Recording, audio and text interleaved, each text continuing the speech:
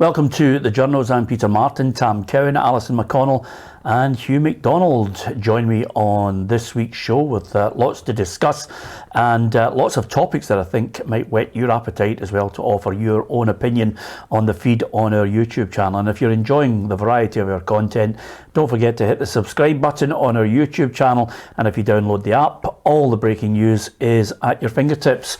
So, Luis Rubiales is the name that everybody's talking about globally. Is it time for him to kiss his position goodbye?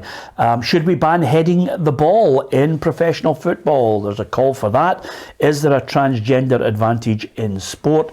And we're going to be picking our top 5 sporting moments, something that we've experienced in our lifetime rather than maybe looking at some of the classics. So even if you were a kid watching the telly and you absolutely loved it, I've picked 5, Tam's got his 5, Alison's got her 5, and Hugh, who is the older Obi-Wan Kenobi of the team, I cannot wait to see your top 5. I'm going back to the first Scotland-England game at west of Scotland, Hamilton Crescent, 1873. What a match Very that was. boring, nothing each draw. Just out of curiosity, did you phone your report in, or did you have to cycle? No, you get a wee pigeon in those days. Yeah, you just fired it over. I can actually remember as a kid the pigeon thing. There you go.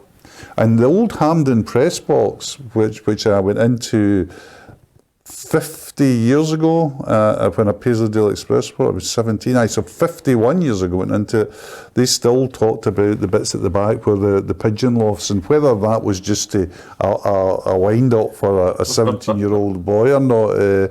But that was the way they did it. They sent the stuff in the old days by pigeon. Well, the late great Bob Crampsey, always remember, he was part of it still in that year. I remember when he was on the show with us. I'm sure it was a story he'd told countless times, but he said that he remembers being at Tynecastle at one point, and he'd already put the match report and the pigeon's wee leg, you know what I mean, and then just kind of, the game wasn't even finished, but tight with deadlines, you know, and then throwing it in the air with a desperate shout of "Hearts have equalised." Tom, you folk wouldn't believe that. Well, the thing about, see, since the advent of mobile phones and instant communication, instant information, people forget there was a time not that long ago, even the late 20th century, when mobile phones weren't about and the internet wasn't about, and things like what you had to send your copy was by phone. There was somebody. When I started, it was phone. We were talking about that yesterday.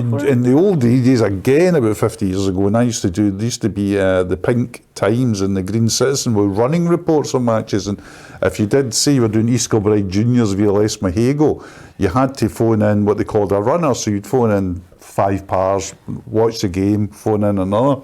But the only, East Kilbride in those days outside Thistle Park, the only phone box was about 200 yards away, so you had to run out and phone this in. And the great thing when you get back was you say, "Has anything happened?" And it's true, it was. I was doing this, how turgid and awful this game was, and I run back and I said, "He says, it's 4-3," and I went, good you." No, he says, "No, it's 4-3. Some smashing typos as well, and that when you're phoning copying, because when the time I started, copy takers were just about to be phased out, so you were really phoning into desks that were maybe down south, or phoning into English copy takers. Some cracking. It wasn't the first time. I used them all the time. You know, I was like with mobile phones and that, Peter. So when I started out way back with Evening Times, straight on to copy takers, and they became your pal. When it was Evening Times, when I started out doing a wee strip column on a Monday, you would phone that in at 7:30 a.m. in the Monday morning. You'd sit up through the night, right? And you would phone it in the morning. You'd get a wee chat with whoever it was on the other end. You'd have used a lot of the same folk, I'm sure. But then you get a wee bit of a relationship with them now. Some better than others. I mean, there's still a guy, a dear man who I later met, who was also called Tam. But he was one of these old cranky characters, clearly 7:30 in the morning, did they work for him? So you'd been up all night, you were dying just to get into your scratcher, and you're saying, in Scotland, of course, but I would have thought he would have done better. But come on, wait, I mean, that's the guy that he's picking, playing that, and I'm saying he's trying to correct you know? And it really was a wee bit off-putting, but with these guys, I was on the phone, some of the things, there was a very lovely, I'll tell you why I later met all these people, but there was a very lovely lady, very well spoken, for Troon. She lived in Troon and she did it. She clearly didn't have a clue about football, but she was wonderful at this. You just a steady beat, mind just doing like that. And Scotland then swapped, and they're away. It was brilliant, right? What a skill. But anyway, it wasn't the first time, certainly with this lady.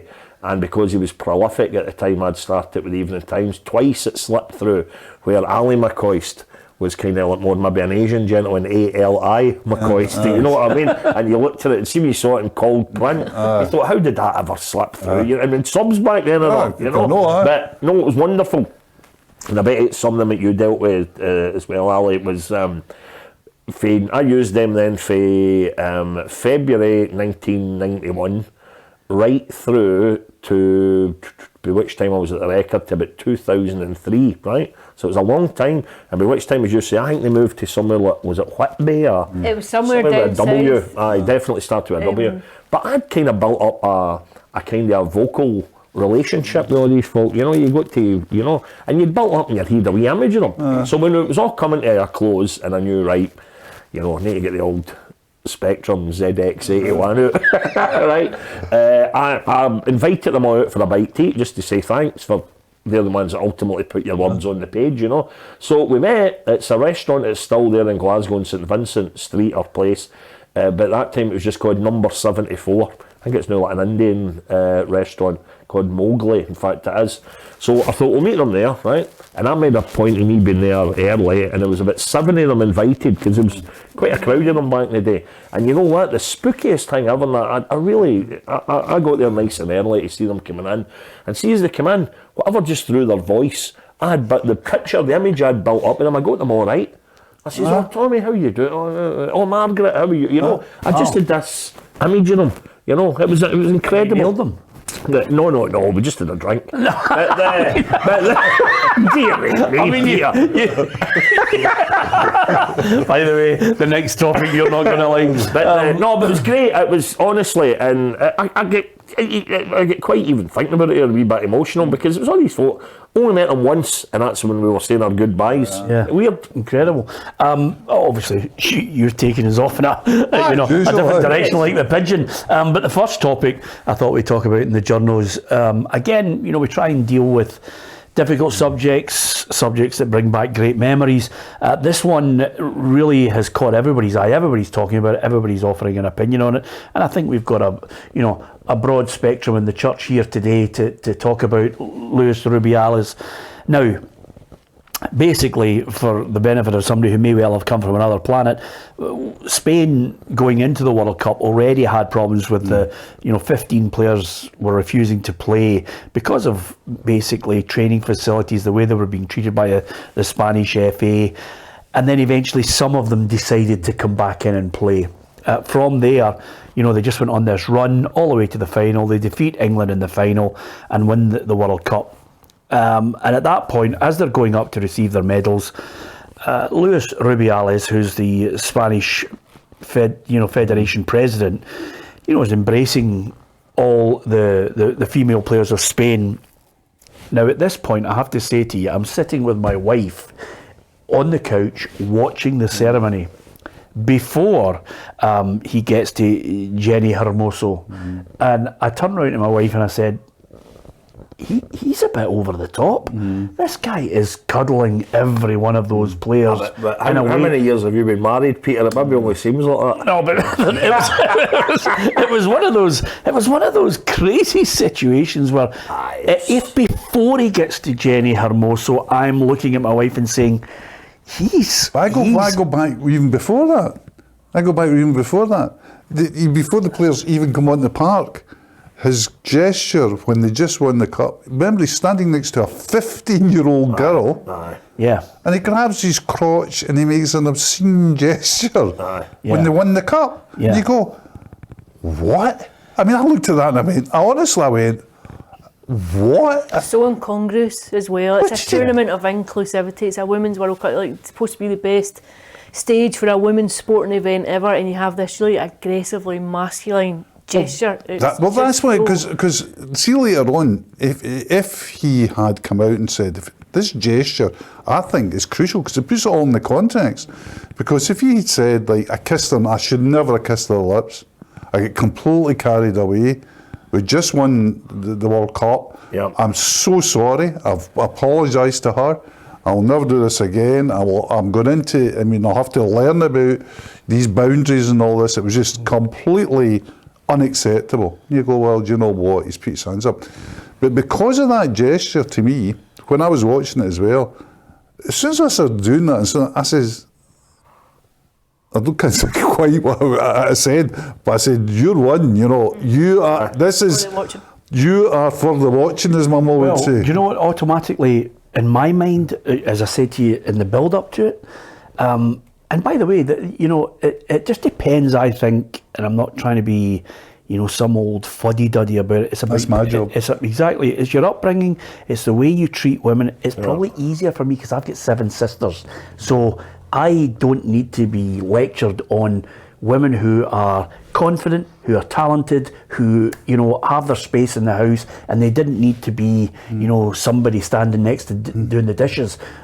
So I was in a family dominated by women, but I looked at it before he got to Jenni Hermoso. Once he got to Jenni Hermoso and he gave her a kiss full on the lips, my immediate thought was, you're in trouble. Aye. And the only way that I thought that wouldn't blow up was if Jenni Hermoso just kind of brushed it off.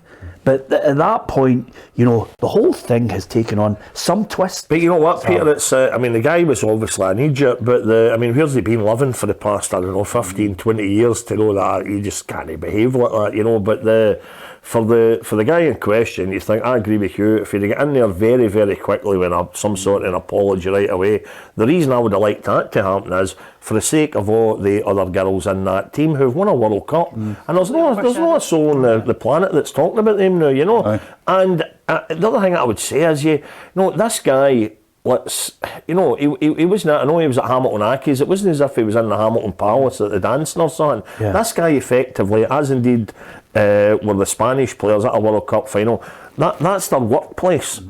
Both for the girl involved and both for the gentleman. They were in their workplace. So if anybody had behaved like that in the office, or if anybody had behaved like that, in Asda, somebody to see, it's just the way the way of the world, and it was a wee bit. And lo and behold, I've heard the phrase a few times this week from my wife, and you're talking about sitting watching it with your wife. She's not that much older than Sophie, my wee girl. Yeah. That's the sort, and you think, oh God, and it's. He should have come out right away, and he should have stated his case, and he should have put his hands up and said, right, I've been a big buffoon here. Well, see, on that point, might have got the girls then a wee bit of recognition, but they've been completely forgotten about. On that point, and picking up on that point, what exacerbated the whole situation is, as it's gathering pace, and he had several occasions to take the sting out of it, and there were several opportunities for everybody to get a grip on this before it really mushroomed and blew out of all proportion. He then stands up at the Federation meeting and gives what I can only describe as the Jordan Belfort speech, I'm not leaving. But what made that worse for me, Alison, wasn't the fact that he was being defiant, it was the fact that he was being applauded by the Spain national coach for the women, and also numerous people who are in high positions in Spain. I think it's very interesting. That's a really interesting point. I wonder what it would have been like to be a woman in that room that day. What's it like to be in that position when you're surrounded by very powerful men applauding another powerful man as he defends something that's indefensible, but also to go back to the actual instant. The thing for me about the sheer nakedness of it, the openness of it, is how emboldened he felt to do it. The grabbing of the crotch, the behaviour, the fireman's lift, all of it. There's clearly a culture among leadership within that squad, and it may not only be within that squad, where he felt entirely comfortable behaving like that on a global stage, and clearly didn't see that people's reactions would be as it did, and still felt comfortable enough to stand up after listening and watching the reaction for 3 days, 5 days, to stand up on a platform and dig his heels in. Now, he's been dragged pretty much kicking and screaming out of that role. It's needed intervention to say, you've got to go, you're not going to go willingly. As a journalist, my first thought on Friday watching it all was, what else would you know, maybe, about some of these people? The very fact that you're being backed by Spain, who are hoping to go and host the 2030 30 World Cup. The fact that there was backing for him among them on Saturday morning to entrench what had happened, I think just spoke to a culture that would be very problematic. You know what? I repeat my point about where has the guy been, because I got a wee memory there 20 years ago, and when we were doing the old telly show, and we had a female sports journalist on the show as a guest, and I won't name the person concerned, but we all know her. And she appeared on as a guest. When I was asking her about women breaking through into the media and stuff like how she told a story of a very, very well-known male football figure who, in the way out of a press conference, had basically pinched her mum, right? Now, what I'm saying about this is, this was 20 years ago. So, you know, we had a wee laugh, she had a laugh about that, we had a laugh about the audience had a laugh about that, right?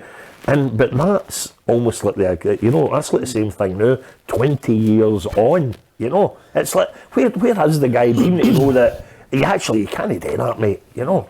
The thing though, I think Alison used a great word there, like power. You know, it's all about power, you know, like it's not so much, although there's a sexual element to the gesture, into the contact, it's that thing, it's power. I can do this. I can just do it, and it runs through Clinton in the White House to Rubiales in a stadium. I can do that. This is what I can do. I'm powerful.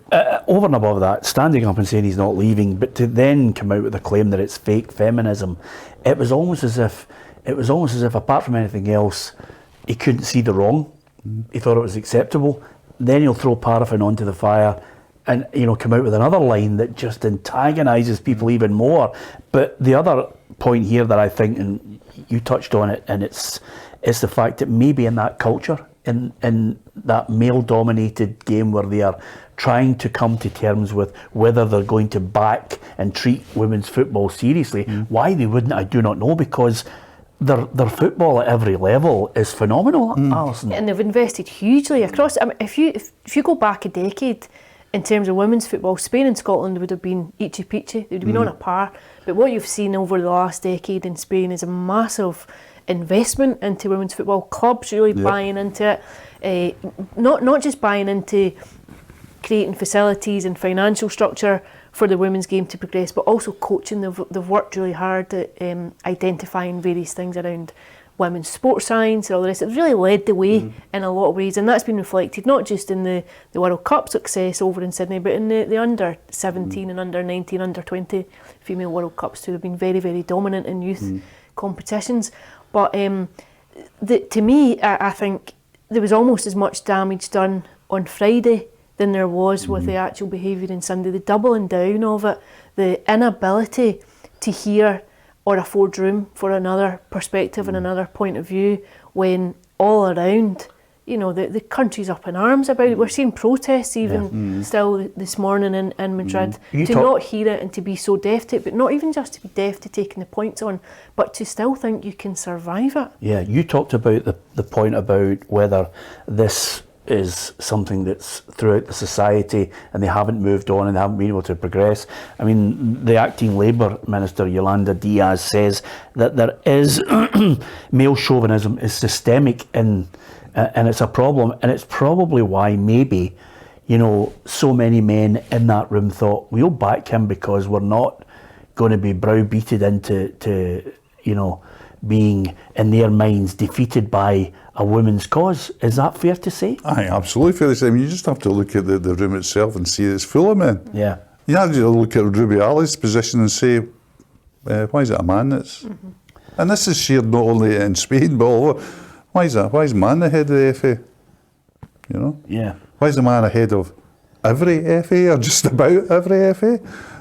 All very... You talk about women's sport and how, and women's football in particular, and how it's progressing. I think in the last 8 of the World Cup, I think you'd one female coach. Like, so you're still looking at powerful positions are still very entrenched. And none of these women coaches. I mean, if you talk about Wiegman, who got a very good name with England's run, winning the Euros with them and taking them to a final, and obviously a top class coach. If a job came up at even a championship club, would she be in the frame? Well, that's another argument, Tam, on whether the structure is prejudiced against, giving women the opportunity. It's almost like it's just reflecting the fact that you don't have it. You can see it. No, but this has many layers. It's not just, you can go back 30, 40, 50 years and say, okay, you can pinpoint, ethnic minorities, religious, groups who are not getting jobs because of their particular religion. You can then go on and say, well, why isn't there, if there's 5% of the population in Great Britain, who are black, why are they not given the chance to offer themselves as a pioneer, as somebody who can inspire the generation? And, for example, the police force went through the same situation. So that's another argument completely that you've set in motion. But the ultimate argument here is quite simply is a base level, which is respect for women and crossing a boundary, and he doesn't want to pay the consequences of it or even acknowledge that there was something wrong in the first place. I think you're right, Pierre. It's his reaction to it. Yeah. He could, or he's never going to come out of that smelling the roses, but if he'd have absolutely taken control of the whole situation and been a lot quicker with it. I think it would have reflected better on him. I don't know if it was salvageable, to be honest. Even just the gesture for me, I think spoke volumes. I think there's been lots of issues with, obviously with the coach too. I mean, it was, to me, it was encapsulated when they actually won it in the celebrations, and you've got a wee huddle of the players up on one side, and you've got the coaching staff down in the other. You can really see. We're England to have lost it, going to a circle. One huddle. I hate to be religious about it, but there can only be contrition if you feel as if you've sinned. Yes, absolutely. You have to. This goes back to what we spoke about last week too. Like, in order to move on from something, you have to take responsibility for it. You have to see wrong, and clearly he doesn't. And the other thing I would say is these types of behaviours didn't rear their head last Sunday in Sydney. That isn't the first time that they've been said. If somebody behaves like that, it's because there's been lots of instances where it goes unchecked. There's been lots and lots of previous hints and notable instances that you might not have had a television audience to record and to bring it out and bring it under a microscope and say, what do you think? Here it comes into the light.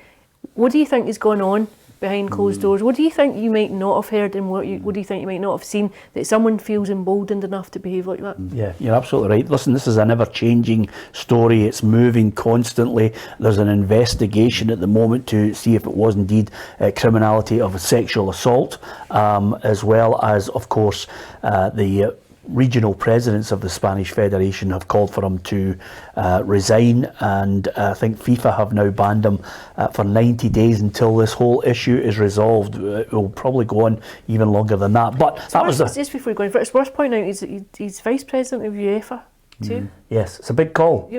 Well, silence has been deafening. Yes, absolutely.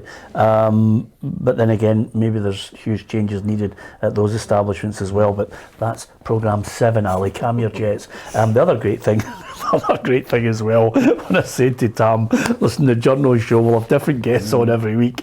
Usually Tam and I would go out for a pint and go, the left back was rubbish, wasn't he? But the whole game has changed dramatically. We're talking about things now that are coming that people, just wanted to, as Ali said, turn a blind eye to. Aye. As I say, that's my whole take on this. I don't know where that guy had been living to think he was quite comfortable doing that and thought that was okay. If even I go back to last Saturday, we had a female guest on the radio with us, and the handshake, there's just in general life, the handshake between a guy and a woman, once upon a time even that might have been a wee peck on a cheek, that when a guy was greeting a woman or a woman was greeting a guy, that, but everything evolves, everything moves on about what people are comfortable with, what you're meant to do in a certain age. When we were talking about this very subject in the house, my wife, who started out as a copy girl in newspapers, remembers when she turned 16, imagine this now in an office, right? When she turned 16 years old, a very well-known journalist even to this day, picked her up, fireman's lift, and took her into the gents' toilets and tried to lock her in a cubicle, right? Imagine something coming out like that. No, because the world has moved on, and people still joke about that. The internet is awash with memes and everything about this, and that's the way of the world. I mean, people will joke about great disasters, great tragedies. that's what being human is all about. But I just can't get by that guy thinking that, right, I'm going to grab this girl and give her a big kiss. But I think to get to that point, he's probably got away with lots and lots of things forever. Absolutely. That's why you get to that point. There are people in society who think they're bomb-proof, and then you know suddenly the wake-up call comes, and it will come for him, because as we move on from this topic, I think the inevitability should be resignation, and then of course how he could hold a position on UEFA vice president again. I don't see any future in that either.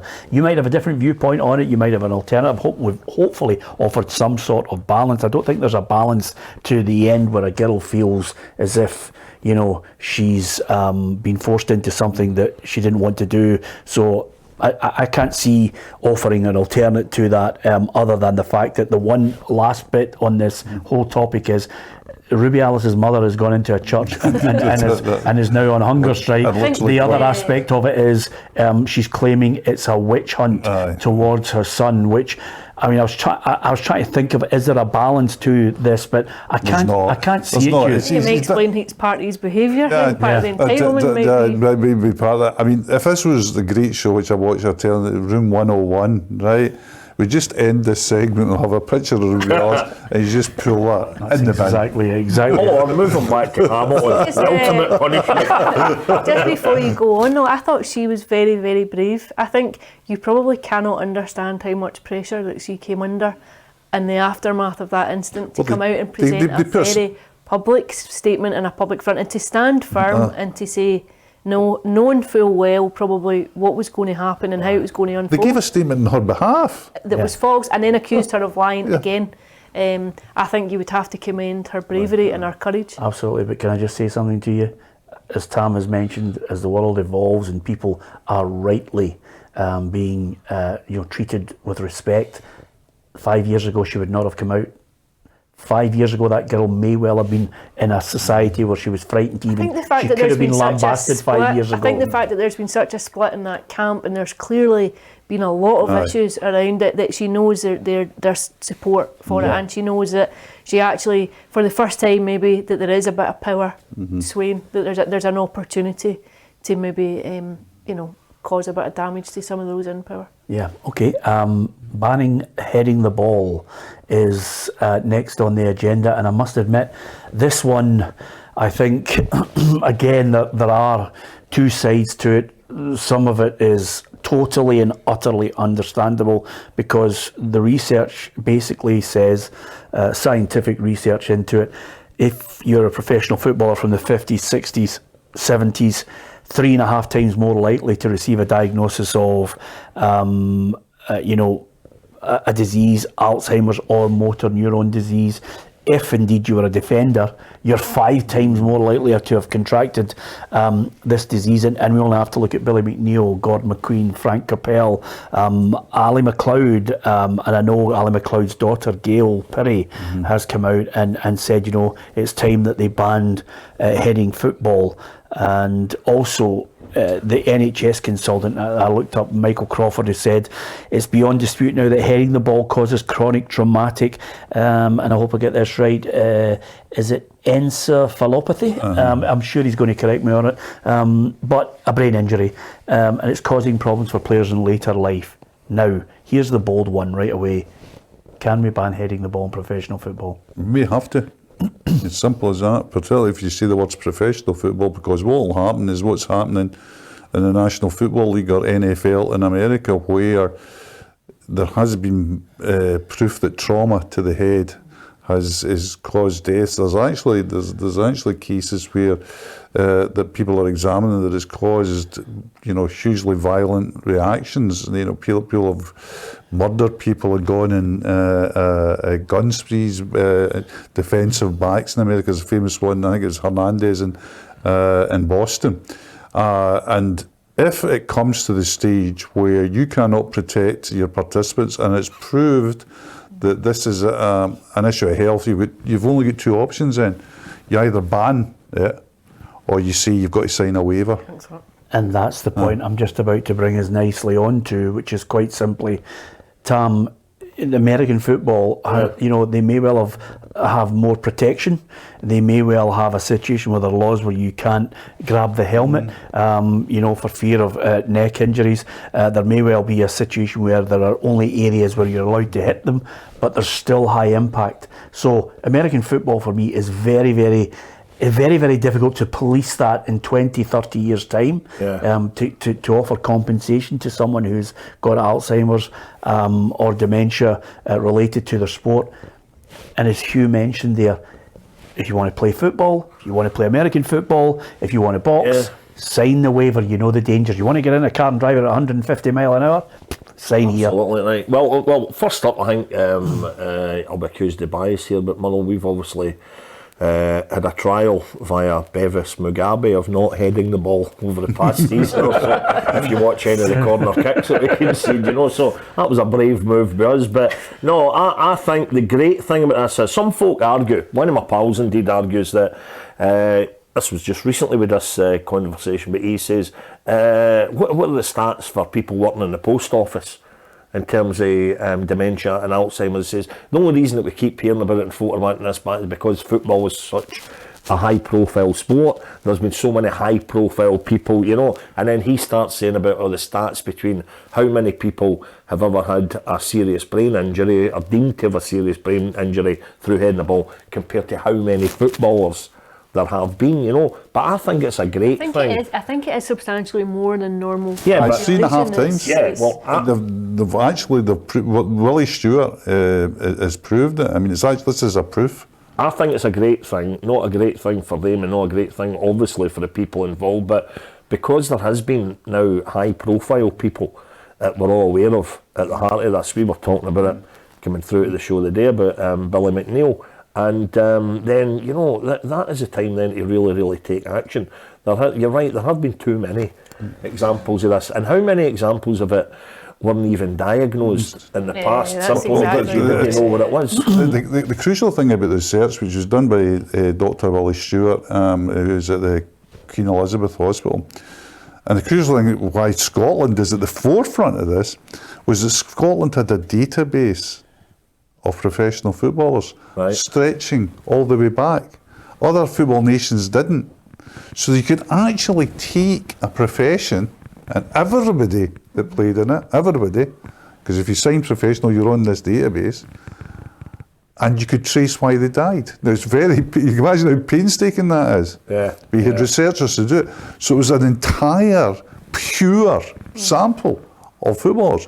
How Hughie has it been? I'm so glad you're sitting there opposite me as a man that loves his boxing. What have been the stats with that? Because it's one thing, we got footballers heading a ball, and okay, we even go back to days when it had been like a medicine ball and the rain get into it and it weighed a ton. But what about these guys that are physically getting punched in the head for a living? There's no stats going back that long because no research has been done into it. Whereas what Willie Stewart and his researchers did was say, we're going to come up with pure evidence. And it's going to be simple, and you can argue why it happened, you can argue how it happened, but we're going to tell you how many people die of dementia. That's in the public domain. Right, yeah. So it's X, right? That's in the public. Then we're going to take this pure sample of everybody that played professional football in Scotland, because we've got all this, because the PFA had it, and we're going to tell you how many of them died. And it's 3.5 to 5 times, depending on position, the normal population. Right. Now, boxing's not done that. But the simple thing is, as well, is that see this trauma as well, this indication of trauma is like, I felt when I was talking about trauma, I was feeling like, a 300-pound running back runs at your head, no wonder you're getting trauma. Or Muhammad Ali hits you with a hook, no wonder you're getting trauma. But trauma in the brain is can be affected. It's just your brain's just sitting in there, and it's many times it hits the side. It's floating about in there, so it doesn't need what we call hugely excessive force. It's the amount of time your brain, it's a constant repetition is getting done. Yeah, but with that, and with the fact that Scotland is a leading light in trying to highlight the problem. And I know Jeff Astle's family were really at the forefront of it. Chris Sutton has come out and talked about his dad. Also Nobby Stiles. So there are so many and so many other not so high profile players who have all suffered this, and their families have suffered with them in silence. My question is, should we ban it? Will it be banned? I think, as Hugh says, that there might be an inevitability about it, but I don't see it being banned. I see the waiver coming in because this is where the driving force is, and I understand the families. A lot of the families are saying, we have to live with it too. You have to live with seeing a person that was a rock, you idolised, and suddenly you see the shell of a person. And then, of course, the other aspect of it, which a lot of people don't realise, is there is a need for really good care for that person, and it's not there in the structure. So somebody has to pay for it. And the minute you start saying to the football organisation, we want a fund to try and help these people, no culpability. I actually think it will be banned. I think you've seen the game evolve so much across the last 2 or 3 decades. I think heading will go. I honestly think. Will it be treated then like handball? Is it basically if a player headers the ball? Difficult. I do think it's difficult. I know they banned it at under 12s. My son played it. They essentially what it was there's no heading practice. If there's a high ball and one of the kids heads it, they let it play on. But you wouldn't specify that particular skill. You wouldn't isolate that skill and say we're going to do some heading practice or something like that. Did they introduce the ban in training there? Mind was one day before, or what is it now? Well, I can't remember what it was. It was a couple of days, wasn't it? Yeah, but no kids under 12. There was that only with the kids then? No, that was with the pro clubs as well. Right. So what is the rule? I think that's your first step. I think the introduction to that at pro clubs, I think, is your very first step. I think it becomes inevitable, and I think what it will take is probably someone successfully suing an FA to look for compensation, and I think that will be your driver for it. Yeah, well, the game, as you said, on more than a few occasions, evolves, it changes. We only have to look at the way everybody plays the game now, as far as on the deck. You can call it tiki-taka. I think, I watched football like that long before Pep Guardiola's team played it, but it's changing. But I think there will be a digging in of the heels on this to say it's a part of the game, but here's the waiver. And then, as Ali says, it's going to take someone to maybe push it legally to try and get it. Now, the only reason I would say that the waiver comes in, Hugh, is because in lots of countries other than the Big Five, there would be no way they could set up a structure to offer financial help to people. I don't think there's a willingness there because not everybody is awash with money like the English Premier League. Yeah, and I think Alison's right. I think a successful legal challenge would be, without doing a pun, would be a game changer. I think there's another thing as well, though, when Ali talks about Joseph and even Tam with Sophie, and me, my granddaughter Tess, who loves her football.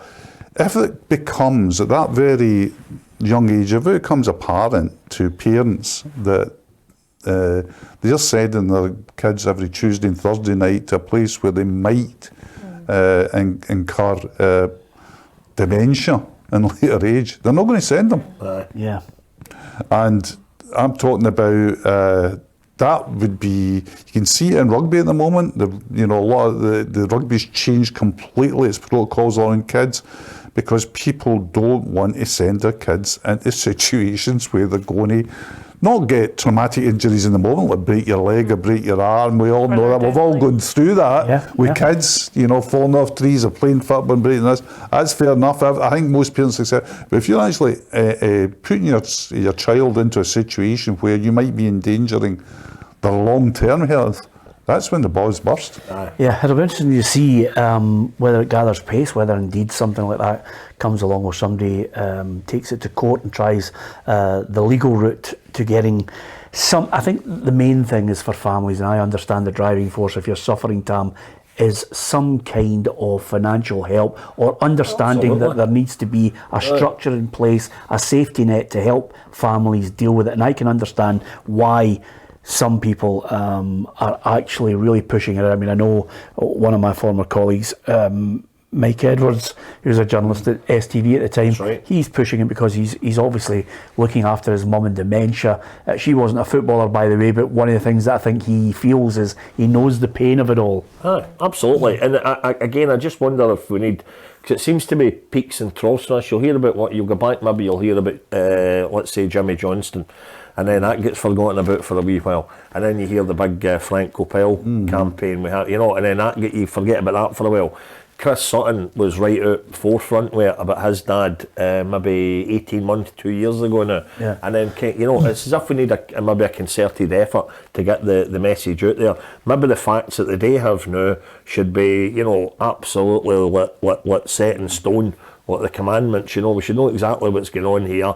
And, get the message across as dramatically as we can. I mean, I don't want to over-dramatise this, but when you think of the advertising campaign in the mid to late 80s with the AIDS pandemic, and these harrowing TV adverts with gravestones and everything, but it got the message across, and I think you've got a better chance of getting the message across as every day goes by, Peter, because dementia and Alzheimer's, which once upon a time would not have been diagnosed as such. It'd been old phrase, he's losing his marbles now, and poor old guy, But now that we know what these dreadful conditions are, every day, you don't need to go far. Every day has either got a family member that they know of that suffers, they've got a friend, they've got a friend's dad, a friend's mum, they've got somebody at their work or somebody at their work's dad or mum, So when it is so open,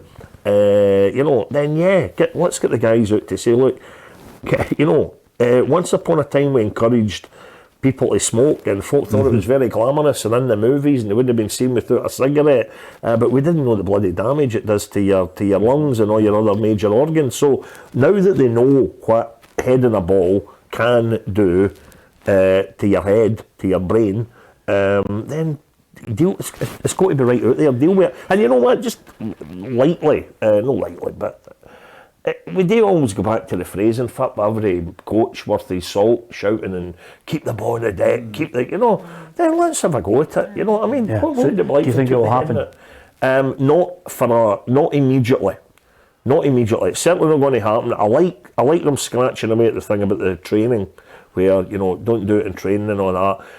And then for guys who are training all week and only playing one game on the Saturday, let's say, that seems to me that it might be not such a ridiculous transition for them, because this is what we do all week. We don't head the ball all week, so going out on a Saturday and not being allowed to do it maybe isn't so crazy, but the culture shock. I mean, for all us sitting here, of all the culture shocks that we've had. 20 years ago, you could go into a bar and sit next to somebody that was smoking, sit next to somebody people. Well, you know what? And people would be to smoking. bring it full circle, Alison, culture shocks. 20 years ago, if a guy walked into a pub and saw a female pal of his and kissed her fully on the lips, we wouldn't be up in arms either. So you're right. Take a lesson for culture shocks. Allow for culture shocks and learn. For the past. Yeah. Simple as that. I have to say, 20 years ago, I wouldn't even have gone up and kissed one of my pals on the lips anyway. That's just me. I never kissed my wife on the lips 20 years ago. That was my restrained background. Yeah, absolutely. Very absolutely. But the thing about when it will happen is, what we've got to remember is this changes the game completely. Everybody says, playing the game, it means that you'll be able to launch the ball from your own goal line to your centre forward, standing 8 yards away, and no defender. Just put it up in the air. No defender can header it. Yeah. Nobody can intervene. Yeah. And then it comes a fight when it's on the ball. So the game will change, and the game will change hugely. Develop skills. Who can tap that ball? The ball that comes out there. Exactly. The ticky-taka will go. Why try and play through something when you launch it 90 yards and the guy can't header it? Well, so that's it.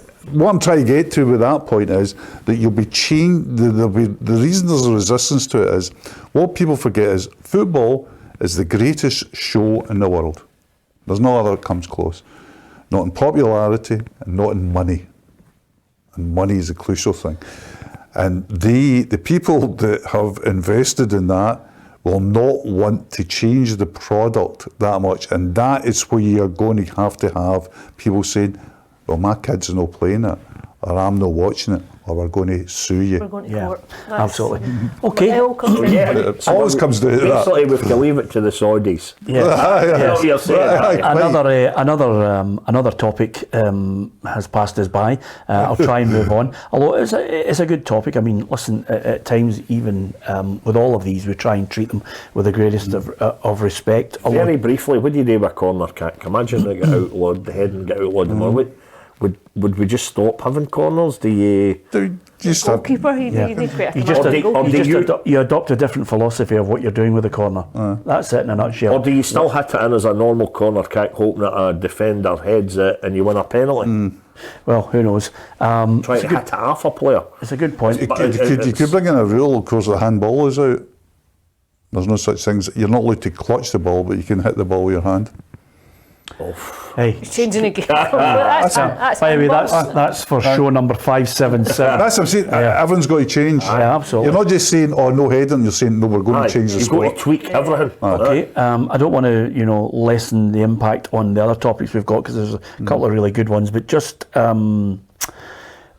should I keep transgender issues for next week so we can spend a bit more time on it? Aye, because it's going to be, it's quite a deep one, isn't it? It's not one that I think it's quite a simple solution to it, and it's like all simple solutions is that the people have to sit down and say, do we want to have women's sport? And it's as simple as that.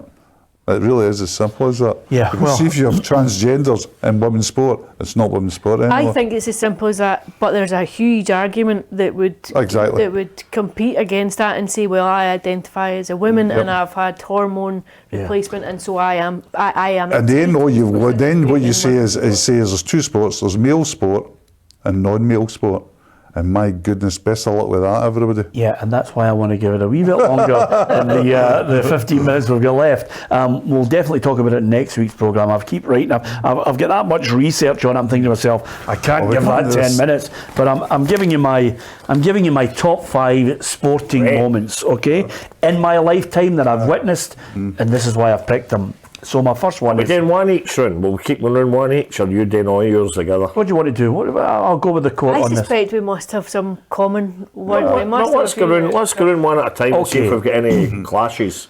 I'm going 1974 Rumble in the Jungle, Muhammad Ali, George Foreman, and the reason for that is I was 9 years of age, and as I mentioned to Ali, my mum and I were watching the fight. I was crying because he's walking into the ring and I loved him, and I genuinely feared for his life. Well, we all did. And Angelo Dundee said afterwards, even before he was walking there, some of them were crying because they thought Bandini was praying in the corner. He's going to get it. He's going to get it. This guy was absolutely knocking everybody out in the first round. Lift Frazier off his feet with a punch. He actually lift Joe Frazier off his feet. It's on screen. Watch it. But the benefit of anyone who ever watches this fight now, I would actually, maybe some people as time goes on start to create a different fight. But if you look at that fight, Ali won it fair and square before he knocked him out. Oh, absolutely. Because as soon as the bell rings in the first round, I'm sitting there and Tam, I kid you not, he comes out and starts boxing him like crazy. And I'm thinking,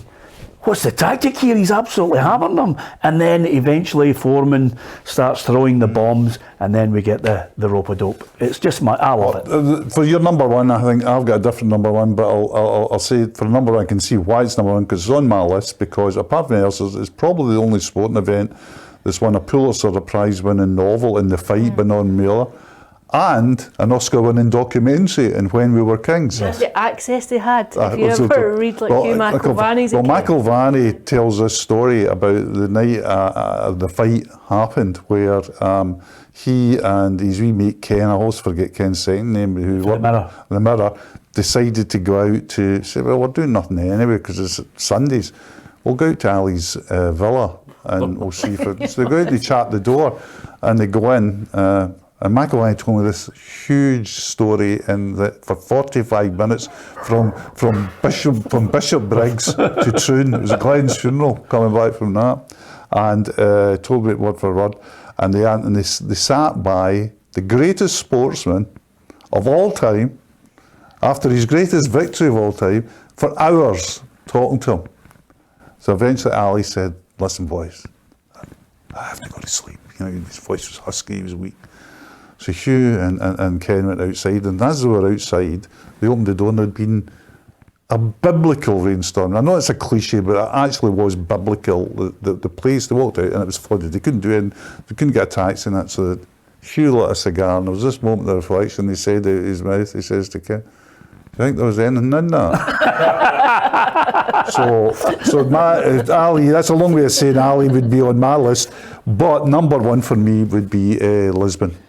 It's one of them great moments, I think, of my life. I was at primary school, it was a holiday obligation, and they opened the school gym for the school team to go in and see it. And I didn't quite appreciate the magnitude. I was 12 at the time, I didn't appreciate the magnitude of it. But as the years have passed, I have looked at the magnitude of what it meant socially, culturally, politically, and in sport in Scotland. It was just a huge moment. So Lisbon's my number one. Yeah, this is Celtic 2, Inter Milan 1. Yep. Okay. For the benefit of people who are not of a generation who are wondering, what's the Elgin blethering on about? Lisbon's a kind of shorthand. Yeah, shorthand for people of a generation. there are some people of a generation who don't know what Lisbon's all about, Tom.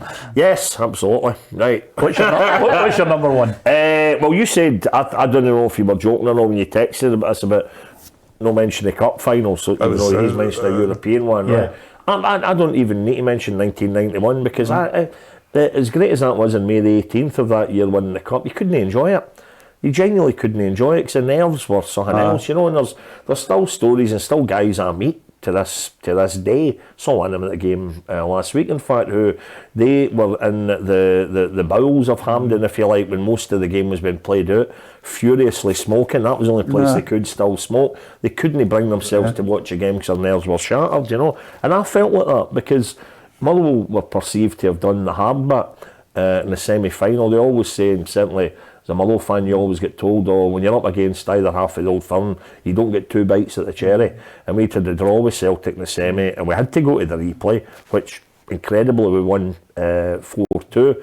So if you like, because we thought we had put out Aberdeen in the third round, which was the old start of the competition for the big teams back then, and it was a brilliant Aberdeen team, beating them on their own patch, beating an amazing Falkirk team at the time, Sammy McGovern and all these boys, you know, in a packed Fir Park. Been very fortunate against Greenock Morton, 0-0 in the first leg. Had to go to penalty kicks down there. Colin O'Neill scored the winner. Yeah. So we had done it the really, really hard way. And then there was a wee element, particularly after putting out Celtic, that if you to go back, there was maybe a few Motherwell fans suddenly kind of fancied ourselves, you know. But then, as I say, the nerves kicked in. And you could not enjoy that game. It was that mad. Is it the best cup final ever? I think it is the best cup final ever. Yeah, in terms of all the drama and everything that surrounds it, you had the backstory of Ravenscraig Steelworks, you had the backstory of the McLean brothers, the managers losing their dad in the week of the final and coming out, you know, with the black ties on. You had the still great household names who took part in that game, be it if it was Maurice Malpass in one team, Davy Cooper in the other. It was high scoring. It was you know, the late winner. There was 7 goals in. It had everything, absolutely. But you couldn't enjoy it when you were there. Did you enjoy it after it? I enjoyed it on the Sunday when I watched, which I've still got. I've got nothing to play it on. Exactly. But the VHS, the whole BBC day when it was a proper kind of 5-6 hour programme with Hazel Irvine up in Motherwell Precinct and talking to the kids, how excited you are and all that, you know. Jim Spence, I think he was on a supporters bus coming down from Dundee to Hampden and filmed for there. That you were able to really enjoy that on the Sunday, and then watch the bus parade on the Sunday going through the town, which was astonishing. I'd only seen photos of that, and the architecture hadn't changed much, but photos of that in 1952, and you still recognised all the buildings when you see these black and white images of the bus coming through and throngs of people, you know. But it was great to experience that. And you know, I always say the Saturday night was like Mardi Gras in Motherwell. All going right up the top. I spent most of the night after going up to see the trophy coming back to Fir Park, and then at the top end of town, a couple of pubs and all that. But it was as if just every day was joyous, happy. The cars were all just tooting the horn as they came up the street, and folk were in the roofs of cars. It was incredible. You could enjoy it then. But see the final itself, I kid you not, Peter, it was not enjoyable. Wow. Your nerves were absolutely shot. So that's your number one, Ali. I'm going to go for Wimbledon. Andy Murray winning Wimbledon for me, I think, is my number one. I just think for people of my generation, I think you would never have thought you would have seen a Scotsman go and be top of the world, really go and win Wimbledon. I thought it was a phenomenal moment just for Scottish sport, and just everything round about it. I think his tenacity and his grit and everything in the build up to it. Yeah, did it make it even sweeter because of what had gone on before, when he basically opened his heart to everybody in the middle of centre court when he lost to? Yeah, I think people can empathise. I think people can live the journey with him. I think lots of people could appreciate the self-loathing at times. You know, like the way he beats himself up when it's not going away. That coming back from disappointment, being able to cope with everything that goes into the psychology of sport is almost very naked and visible. I've got Andy Murray in there. We'll go through our other four quickly without over-elaborating, only for the fact that we've run right out of time. But I'll race through my four. Murray, for all the reasons Ali so eloquently put it, and I was there, which was a great day in my life. Yeah. Ali's number three.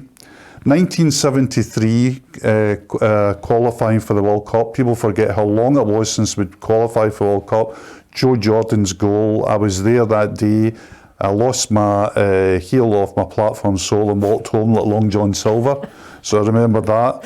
And the fifth one's an unusual one. It's the All-Ireland hurling final in 2013. I was there, and it was the most spectacular event I've ever had, and it was intensely moving as a signpost to a culture, and I've never forgotten it, and it still stays with me. Okay, what's your other four? Right, my four briefly would be then Lukas Jutkovic's equaliser in the 6-each game. May 5th. May the 5th, 2010, which was the greatest goal I've ever seen scored by a Motherwell player, and the sheer drama of that. And you could enjoy that, unlike the cup final. And then just get in to the centenary suite after it for a drink, squeezing in next to another dozen guys at the urinal, and everybody was just chuckling. Their shoulders going. We just couldn't believe what we just experienced, right? So it was brilliant. Another one I'm going to go for, coming home from school early one day back in the day, 1985, and one of the sessions at the World Snooker Championships had finished early, so they get John Virgo to go out and entertain the crowd, and they showed it in its entirety in BBC Two, him impersonating all the snooker players, and it's just one of the great sporting moments. I couldn't believe what I was watching. The other one was, and because it happened on a Thursday, was watching Norton's Coin win the Cheltenham Gold Cup in 1990, when Desert Orchid was its prime. But the race, Cheltenham Gold Cup, certainly then was always run on a Thursday, and it was meant to be a Friday that I gave my mum her digs money. And I was absolutely rooked, and I had 50 pence each way on Norton's Coin at 100 to 1. Wow. 100 to 1, and it did the bizzo, and it cleared me with my mum and all that, right? Stuck in your mind. Personal note there. The next one on the list that I'm going to give you, two to go, very briefly. A football, even though I missed it, the playoff with Rangers, which I think saved Motherwell as a football club. Yep. When we beat Rangers 6-1 over the two legs, I was at the first leg, the 3-1 at Ibrox.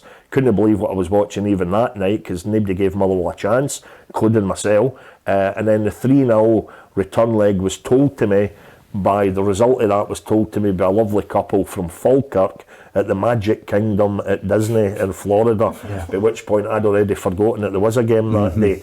And I was able to watch the full thing at night on a channel that I found in American telly. And the final one, just because I was mesmerised by it, and I might shock you here, it was the Winter Olympics 1984. I watched it sitting in the boat with my mum and dad's bed in the spare telly in their room, and it was when Torval and Dean got all the sixes for their bolero dance. Brilliant. Never expected that. Ali, what's your other four? My other one was Scotland qualifying for the European Championships. They're just so long, 2 decades before they'd been at a tournament, and I think just the penalty save and the celebrations after it, I thought it was fabulous. And again, there's a real family element to it, like watching the game with your kids. I've never seen Scotland qualify for a tournament. Great excitement in the house. My other one, I think, is 1988 Olympics. Liz McColgan and Yvonne Murray. Just started secondary, loved athletics and running. Thought the two of them were fantastic. Loved Liz McColgan. And then obviously her daughter following her steps. My next one's quite an unusual one too, because I would never in my life watch snooker. No great passion on it, but 1985, the snooker championship when Dennis Taylor won. Again, great memories, just a family thing. Everyone in the house been really excited about it and staying up really late for it. That's probably enjoyed staying up late more than the actual snooker.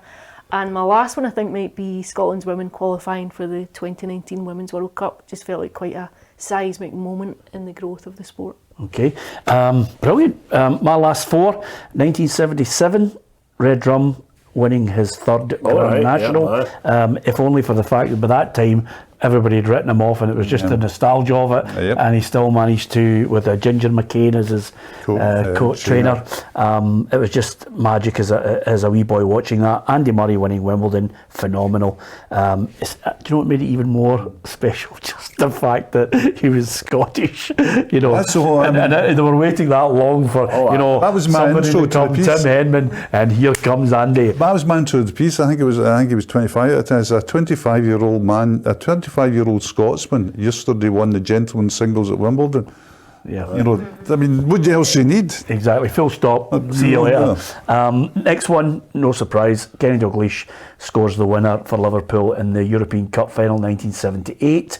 The wee dink, because he was a legend. And my 5th and most iconic, because I loved athletics, Steve Ovett, gold medal, 800 metres final. He defeats Seb Coe, who was the reigning world champion, red hot favourite, and I listened to the commentary from David Coleman and I thought Ovett was just there to make up the numbers, that he'd written him off. Seb was the darling of everybody, and I loved Ovett. Why did I love him? Because they write noise up, and it was just almost anti-establishment about him. He was. You know? I remember he used to do his warm-up in the centre. Yeah, he was brilliant, and he, you know, when he finished it and he won, I went, "Oh, that is absolutely brilliant." But Cole came back and won the 1500 metres. Yes, aye. But what was the first letter of his fiance's name, and why would you even know that? Go on. Her name was Rachel, and it was R because when he used to head towards the finishing line when he'd won it, he used to do "I love Rachel." You remember that?